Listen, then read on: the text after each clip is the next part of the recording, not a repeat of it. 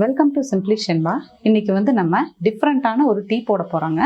அந்த டீ வந்து எதுக்கு யூஸ் ஆகுதுன்னு பார்த்தீங்கன்னா, நம்ம உடம்புல வந்து ஆக்சிஜன் லெவலை வந்து இன்க்ரீஸ் பண்ணுறதுக்காக. இப்போ வந்து அதுக்கு தேவையான இன்க்ரீடியன்ட்ஸ் என்னென்னங்கிறத நம்ம பார்த்துடலாம். ஓமம் பார்த்திங்கன்னா 10 கிராம் எடுத்திருக்கேன். இந்த 10 கிராமில் பாதி அளவு சோம்பு 5 கிராம் எடுத்துக்கோங்க. அதில் கொஞ்சமாக ஒரு 2 கிராம் அளவுக்கு சுக்கு, நான் சுக்கு பொடியாகவே எடுத்திருக்கேன், பொடிச்சு வச்சுருக்கேன்.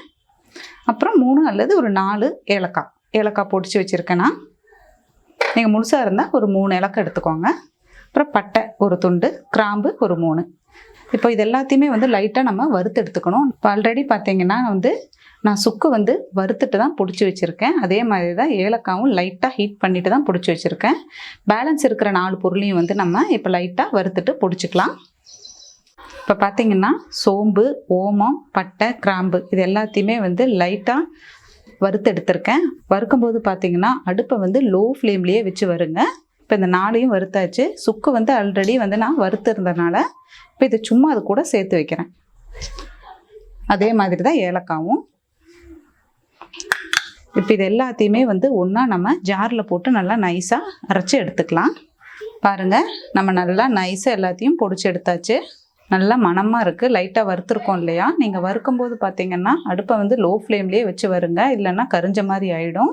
இது வந்து எப்படி யூஸ் பண்ணலான்னு பார்த்தீங்கன்னா, நம்ம டீ வைப்போம் இல்லையா சாதாரணமாக, அதே மாதிரி தான் அந்த டீ தூள் போடும்போதே கூட வந்து நீங்கள் ஒரு 2 பேத்துக்கு வைக்கிறீங்கன்னா இந்த அளவுக்கு கூட வந்து இந்த மசாலா ஐட்டத்தையும் சேர்த்துக்கோங்க. டெய்லியும் வந்து காலையில் சாயந்தரம் 2 வேளையும் சேர்த்துக்கிட்டால் ரொம்ப நல்லதுங்க. ஆக்சிஜன் லெவல் வந்து நல்லா இன்க்ரீஸ் ஆகும். நமக்கு ப்ரீத்திங் வந்து நல்லாவே கிடைக்கும். சில பேத்துக்கு பார்த்தீங்கன்னா ப்ரீத்திங் வந்து ரொம்ப சஃபகேட்டிங்காக இருக்குது, நைட் டைம்லலாம் ப்ரீத் பண்ண முடியலங்கிற மாதிரி இருக்கும். அவங்களாம் வந்து இதை ரெகுலராக குடிச்சிட்டு வரும்போது நல்லா டிஃப்ரென்ஸ் தெரியும் ஒரு 20 டேஸ்லேயே. இது பார்த்தீங்கன்னா நான் வந்து ஆல்ரெடி வீட்டில் பொடிச்சு வச்சுருக்கேன். வீடியோக்காக கொஞ்சமாக பொடிச்சு காமிச்சிருக்கேன். இது வந்து எக்ஸாக்டாக எவ்வளோ எடுக்கணுங்கிறத நான் டிஸ்கிரிப்ஷன் பாக்ஸில் கொடுக்குறேன், பார்த்துக்கோங்க.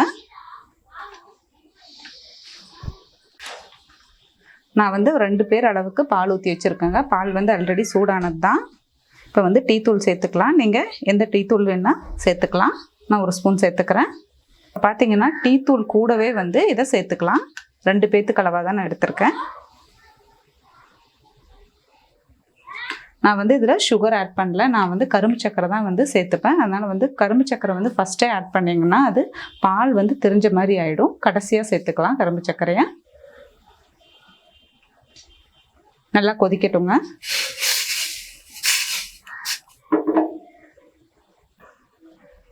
நல்லா கொதிச்சிருச்சுங்க. இனி வந்து நம்ம ஃபில்ட்ரு பண்ணிக்கலாம். இதில் வந்து நான் சுகர் போடலை. நீங்கள் சுகர் போடுறவங்களா இருந்தால் இதிலேயே சேர்த்துக்கோங்க. நான் கரும்பு சக்கரை போடுறதுனால எதில் ஃபில்ட்ரு பண்ணுறோமோ அதில் வந்து நான் 3 ஸ்பூன் கரும்பு சக்கரை சேர்த்துருக்கேன். அவ்வளோதாங்க, மசாலா டீ வந்து ரெடி ஆகிடுச்சு.